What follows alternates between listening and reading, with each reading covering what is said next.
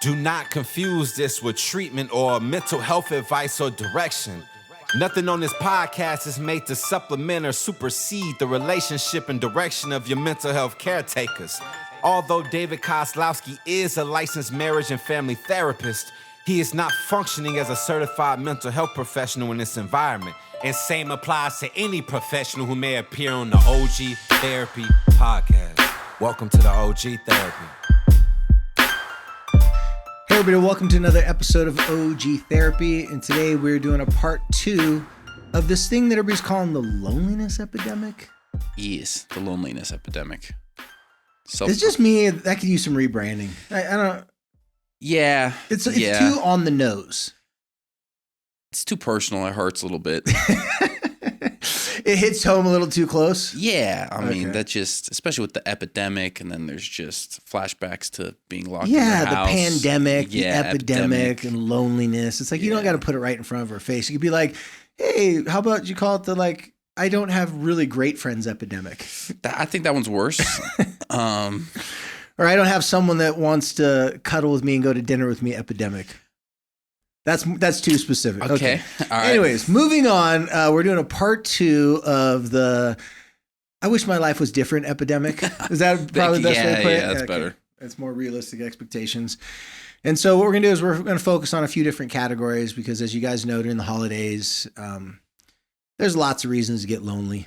And there's also lots of reasons to want to avoid social situations because sometimes the holidays are not happy. And if you know what Hallmark cards are, if you're old enough to remember the old Hallmark days, Hallmark that makes, greeting cards and stuff. They've done like Christmas specials and, on Oxygen channels. By the way, for you younger people out there listening to this, that's a TV show. That's a cable channel that you've never heard of unless you're in the holidays and you turn it on. You're like, hey, isn't that like an old washed up actor starring in this movie? And it's always a single dad and a single mom. Small town. The dad comes in from the big city. Yeah, the dad has a dog that gets lost, and the mom finds a dog, and then they take care of it, and then the kids fall in love with the dad, and they live happily ever after. Right? Yep. Well, unfortunately, the holidays aren't like a Hallmark card episode. Well, if they are, great. You got lucky. But for most people, the holidays can be challenged with a lot of different types of feelings. I know for myself, I know from my producer, Brandon, the holidays sometimes can give you lots of happiness and give you something to look forward to. And simultaneously, it could also give you things that you want to avoid, you want to get out of. But if you don't go, it may cause more problems, more drama in your family and your friend group. So we're going to touch upon a few of those things today. I'm going to share with you guys a couple of my ideas and thoughts, what have worked for many of my clients throughout the years. And as you know from the disclaimer, I'm not giving you therapy, not giving you advice. I'm just sharing what has worked for other people and suggestions during the holidays, because the last thing you want to do during the holidays is become more depressed if you're already depressed. If you're grieving from the death or loss of relationships, which we'll be talking about a lot today, you don't want to just stir the pot of that. You don't want to get in your own head too much about that. So we're going to give you some suggestions how to avoid overthinking, how to avoid overfeeling, and how to try to make the best of the holidays. And if possible, make it a holiday worth remembering. Okay. So Brandon, what are some of the topics you think we should address with the loneliness epidemic? Because there's tons of them, but specifically for the holidays, I think there's at least 2 or 3 that are more common. I mean, I would say grieving relationships during the holidays, grieving a loved one, or even, let's say, in my family I'm the oldest on my mom's side, or second oldest of 20 plus grandkids, but most of us are all grown up. And the holidays aren't, we're all going to get together like we used to because people are getting married, they've moved, different stuff. So there's also grieving what you used to do in the past when you're with your families. Got it. Well, let's start with the grieving the death of the family that you wish you were going to have, but it's not turning out that way. Yeah. Okay. Could be through divorce. It could be maybe you're a kid in a family and you're old enough to drive, so you technically could escape and get out of the parties. Yeah. Or if you're an adult that maybe you got some beef or some drama in your family going on, or maybe you might have gotten caught up in some differences, especially after the election. Maybe there's some worries or concerns that there's going to be some strife, some drama because of the outcome of the election. Whatever it may be, my suggestion for you is to do a holiday heat check. What a holiday heat check is is I want you to communicate and reach out to the different people in your family or your friend group. So let's talk about a family get together and let's talk about a Friendsgiving. Like instead of a Thanksgiving, Friendsgiving. A lot of people nowadays, especially people in their 20s and 30s, they'll do Friendsgivings. I've actually did it once before. I think I was 27 years old. Back in the days when I was living on the beach and I was much tanner, I was in better shape and I was eating much better food, but that's for a different time. You don't need to podcast. brag. We knew you grew up in Carlsbad, California. No, I was dissing on myself. I said I was all much right. tanner, I was in much better shape, and I ate much better food. And then I started getting sad. Now I'm grieving the death of those holidays. Some of us are 28 in Utah, man. Oh, see, I'm sorry. I can't say anything without hurting my producer's feelings. I'm Okay. sensitive. So back to the topic. If you're having a Friendsgiving and you want to hang out with your friends, but you're worried about some people that might be there, again, could be political issues. It could be maybe dating relationship drama. Maybe you're one of those people that have a friend group. So like it's like an episode of Friends on TV where you just kind of like all date the same people. And it's kind of like, well, whose turn is it? Right? Like it's like, I'm going to date you. Now let's switch. Lots of people have those types of friend group relationships where they commonly date people within their own inner circle. And then the other example I'm referring to, I'm going to talk about is with family. And so if there's drama in your family or you're worried about the outcome of the election being talked about, and you don't want to get into it, or you know a family member there is going to want to get into it, a holiday heat check is something very simple. The people that you're close to in your friend group, the people that you're close to in your family, I want you to reach out to them. And I want you to tell them what your concerns are, what are you worrying about, and get a vibe from them to see what they feel and what they think. Maybe one of them has the same concerns, or maybe one of them can pacify your concerns, or maybe one of them can give you some inside information to help you make a decision. Now, just to be clear, I said this on an episode recently, I would prefer in an ideal world, everybody to go to their friend get-togethers and everybody go to their family get-togethers during the holidays. But as this episode is already, alluded to, there could be some complications with you wanting to do that because of the people you may run into and the conversations that may come up. I totally get it. I totally understand. However, we don't get that many holidays in our life. I look at like Christmas time kind of like summers. How many more summers do I have? How many more Christmases do I have? Now, when I was younger, I never thought about that. But a friend of mine mentioned that to me one time. He's older than me. And I was telling him about like I couldn't go surfing with him just this past summer. And I said, oh, man, I'll catch you next summer. And he goes, well, you're 50 years old. You only have about this many summers left where you can enjoy surfing. And I was like, ooh. I was like, what? I'm like, I never even thought about that. I was like, don't wish that on me. He's like, dude, I'm older than you. So that's why I'm thinking about it. So ever since I thought about that, I can't get it out of my head. That's so painful. now I'm thinking about like Christmas is that way. And I got kids. I'm like, man, like I am getting older because I'm thinking about, I don't want to miss out on these opportunities. So for you 20, 30-year-olds out there, or even you teenagers out there, you may not think about it. And I'm not telling you that you have to think about it a lot. However, if you're having any sort of resistance to going to family or friend get-togethers over the holidays, I want you to reach out to people in your friend groups and people that you're close to in the family. And I want you to tell them your concerns. I want you to talk to them hoping that'll give you information to try to find a way that you might be able to show up at least for a little bit. You might be able to show your face. Maybe you can say, hey, when I get there, can you just make sure if you see so-and-so, auntie or uncle so-and-so come up, start talking to me, can you just come run interference for me? Because I don't want to get into them. I don't want to get into it with them. You'd be surprised how many people I've told this to throughout the years. In fact, before this episode, I was like, gosh, what should I talk about? And then I was reminded of the holiday heat check that I don't think I've talked about on a podcast ever. I don't think I've ever said this on a podcast, but it's helped out a lot of my clients. It's just like doing due diligence. It's just doing a little bit of research. Here's what typically happens. Someone says, hey, are you coming to let's say there's a group text. Hey, are you coming to the party? And then you sit there and go, oh, I don't know. You think about it. Weeks go by. The group text is going on. And you look like the person who's trying to avoid the party because you have not responded to the group text. Because in your own mind, you're going back and forth where I should go, I should not go. So here's what I want you to do. First step, holiday heat check. Check what's going on with everybody. Hey, is there going to be a party here? Just kind of mentally prepare yourself what you might be walking into. And then once you figure out, yeah, they're going to do it this time, okay, whatever. As soon as you get the group text, as soon as someone reaches out to you about if you're going to attend, I want you to be the first person to reply with a yes. Now, I've had plenty of my clients tell me like, wait, I don't even want to go to this party. Why would I be the first person to respond with a yes? And I always tell them what I'm going to tell you, because you're smart. See, here's a little cheat code for you.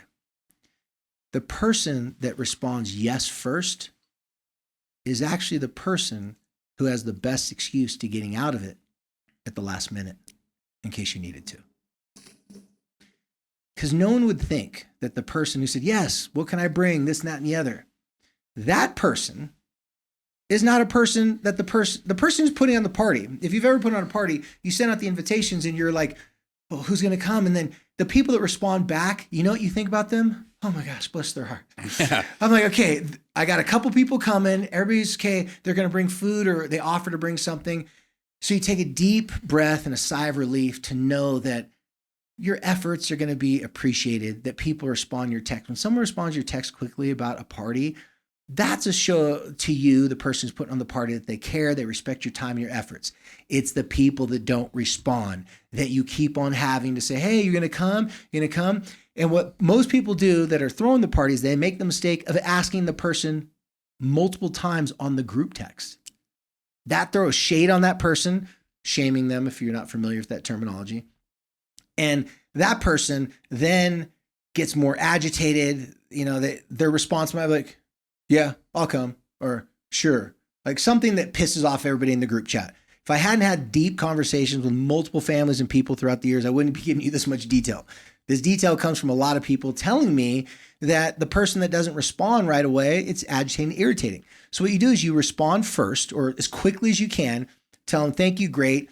And then you decide later on, after you've done your due diligence, your holiday heat check and all those things, if you're going to happen to catch COVID or not.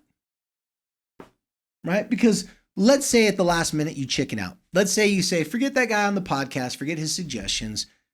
I'm just going to not go. Well, if you never responded and you don't show up, your reputation's not looking that good. People will be talking about you. You're going to feel uncomfortable next time you see those people. If you're the first person to respond and you choose not to go at the last minute and you make up an excuse, you're not going to be seen as a person who is being disrespectful. You're not going to be seen as a person who doesn't care about their time and efforts. You're going to be seen as a person who just legitimately got sick. Brandon, what do you think about the holiday heat check and also the be the first to respond?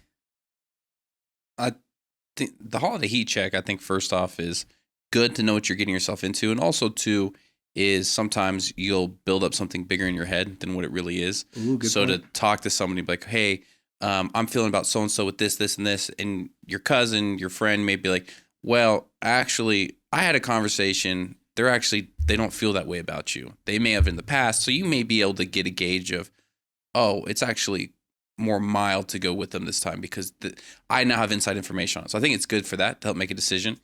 Also, too, is let's say if you don't go there, it's always nice to have somebody to have your back to be, if somebody does have beef with you, you don't show up and they go, oh, so-and-so didn't show up. Brandon didn't show up. And you can have somebody be like, well, actually they reached out to me. They wanted to come. And then you have an ally in that situation just to help diffuse it, because the worst thing that happens is getting your reputation murdered when you're not there to defend it. So it's always nice to have people there for it. The other thing too, with responding yes to being able to show up for people, that is great. I think that's awesome. Also too, I think it's a line of, you should do it though with knowing that I'm saying yes, not always with the intent of I'm going to bail. Yeah. With I'm saying yes because I'm going to find every reason to go. And if I do my heat checks, if I do these things and it turns out that it's not best for me to go, then I can bail. Because the other thing you don't want to have happen is develop the reputation of I say yes every single time. So it should be a habit. If you're going or not, say yes. Try to find every reason to go. And if you can't go, then bail. Because then everybody's going to dismiss your yeses often. And then the whole purpose of what we're telling you is defeated. Yeah, I agree with what you said about that last point, because my first thing that I said is I really do want everyone to try to find a way in instead of a way out of holiday parties. And the reason being is that we're talking about the loneliness epidemic, or my life is not where I thought it'd be at this moment epidemic. Okay. And when you look at it that way, it's easy during the wintertime, less sunlight, the holidays, like I said, can get people in their feelings because they've lost relationships in the past. Things haven't gone their way. It's easy to find a way out instead of a way in. By being the first one to commit, it does kind of give you that gentle nudge to, I don't know if I want to go, but I already said I would go. And the last minute's like, it's too late to bail now. I'll just go. And the holiday heat check, another good point you said about that is that If you find out some of your homies are going, or a family member, your one cousin that you like to hang out with, okay, now it's not that bad. But you're right. If you make it out to be more in your head because you know the person who's throwing it maybe is your parent or your sister or your brother or someone that you fight with, just because it's at their house, just because it's not the place you ideally want to go, I really get nervous, especially in the way our country's going right now, when families are finding more ways to get out of having time together than they are of being around each other. Once you're around your family, not always, but it can get easier. The more you avoid your family, it's hard to reconnect with them. And I admitted this in a podcast recently, that I'm kind of a hypocrite in this. Everybody's got their own challenging situations. I make all my wife's family get-togethers and Christmas parties and all that stuff like that. Some of my family lives out of the state. The people that do live in the state, for whatever reasons throughout the years, there's a lot of family drama. I made the decision for my own current family to not go to certain parties because I don't want to drag my wife and my kids into it. It just wasn't fun for them. So, if I do with my wife's family and everybody else, my friends, I do what I'm saying for you guys to do. Like, I actually say, hey, I'm the quickest one to respond. But like Brandon said, not because I'm like, now I can get out of it. I just know if I respond quickly, I don't have to overthink it. Yeah. And I think too is the more time you take to respond back to somebody, it gives people who invited you more time to come up with scenarios on why you're not responding. Oh, yeah. And then by the time you do respond, they may have built, a whole novel series. They've written the whole Lord of the Rings on why you're not showing up. And then even if you do show up, they just have a bad feeling about, they didn't really want to be here. I was the last second resort. I'm just here. Like, responding quickly when you're invited to something. Or if you truly can't go, be the first person to say, I would absolutely love to go. I can't because of this, this, and this, and give it in a statement form of, this is why I can't go. It's nothing personal to you. I'm going to make up for it. Let's plan another time to hang out. I've done that so many times in my mind. I'm like, oh, I can't go. Shoot. I'm like, I want to go. And then I don't respond. And that hurts. That sucks. Then when you say you can't go, then it looks like you're just making crap up. Yeah. So let's touch upon the other one, or the other one I think is important is the grief during the holidays.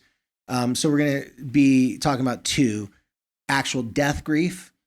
If you've been unfortunate enough to lose loved ones in your life, and as you get older, you're going to lose loved ones in your life, family, friends.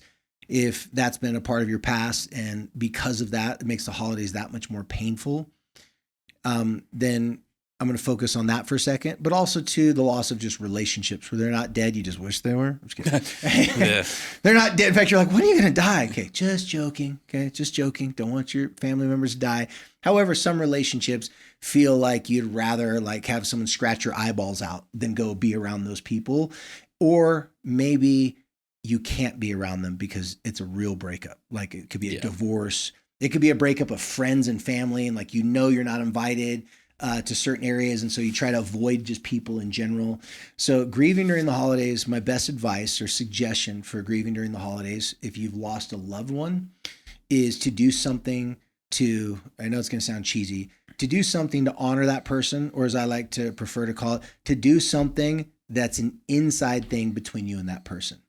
So for example, I can't do it right now because I'm not in Carlsbad or California, but when I go home during the holidays, I go to a very special restaurant.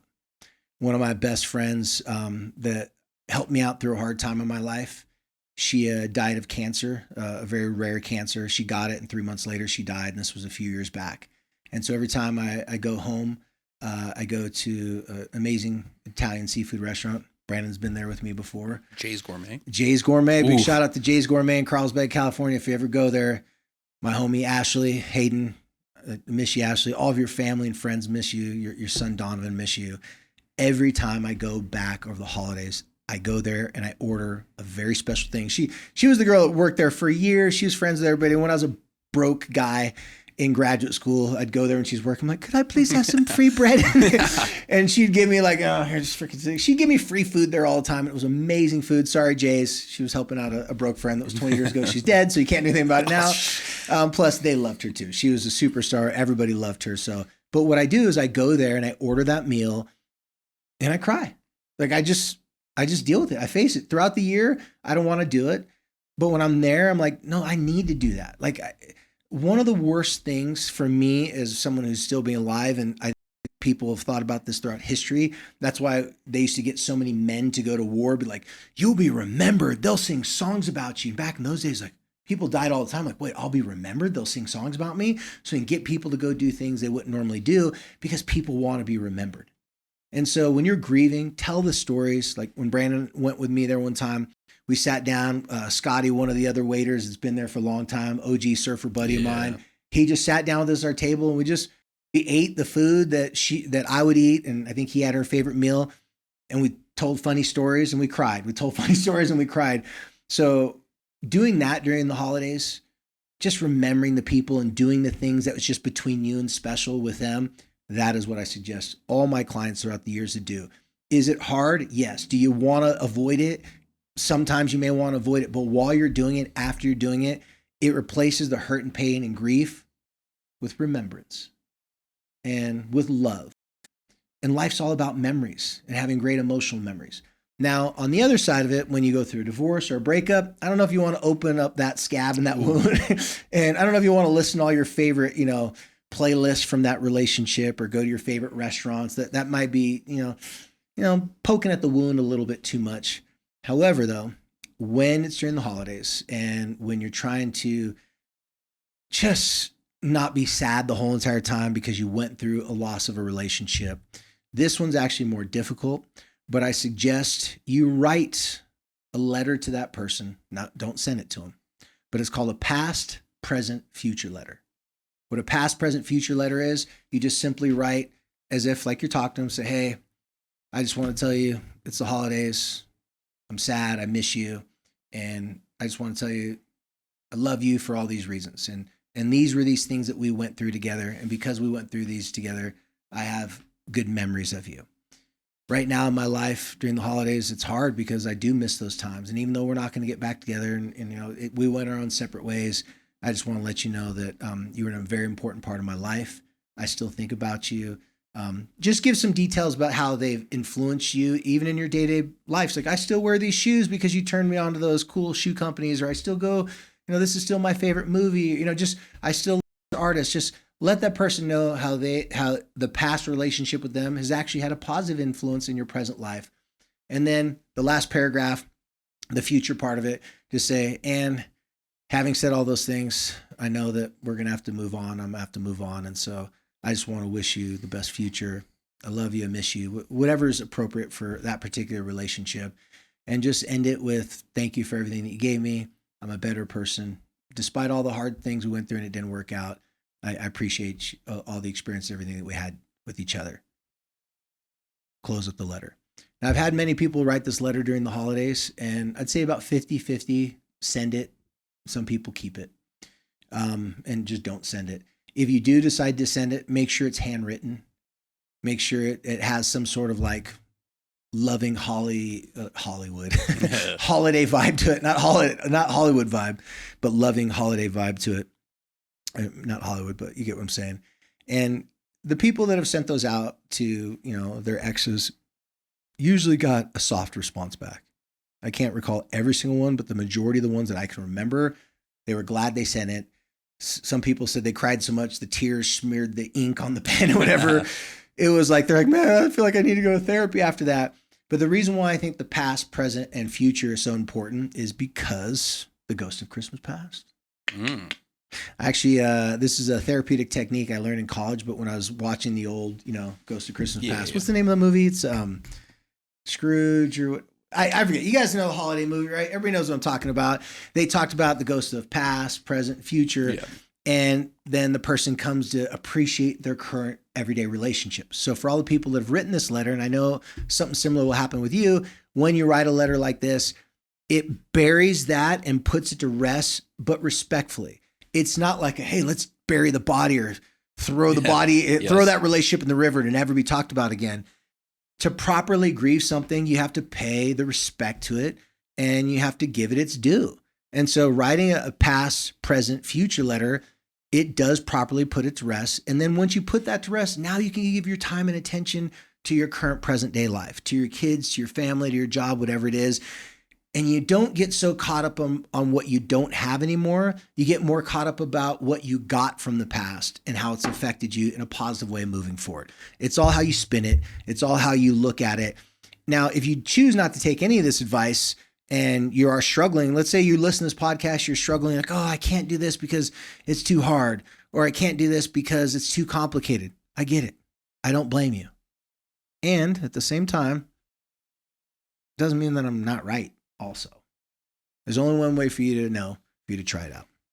I was going to say, with that letter, writing about the past, present, and future, I think sometimes what can happen is when you're either grieving a relationship or you're just dealing with that pain, if you demonize the entire thing, I think you're also demonizing a part of yourself that was in that relationship. You can always look back in hindsight. Why didn't I know? Why did I see this red flag? Why didn't this happen? Why didn't this happen? If you don't put it to rest and be like, oh, well, I learned stuff, or I was turned on to this food, or these things happened, I think you have to be able to acknowledge that you only knew what you knew at that moment in time. And if you demonize the whole thing, you're also just beating yourself up. You can't heal and move forward on it. As much as you want to separate and close up that relationship, you have to give yourself credit for what you experienced during that time as well. Agreed. Well said. Well, you guys, that's all for today on the OG Therapy Podcast. As always, you can follow us on all social media platforms under OG Therapy. Instagram's like OG.therapy, but if you put OG Therapy, you'll find us. My Instagram, David_KOZLOWSKI_. And until next time, be cool.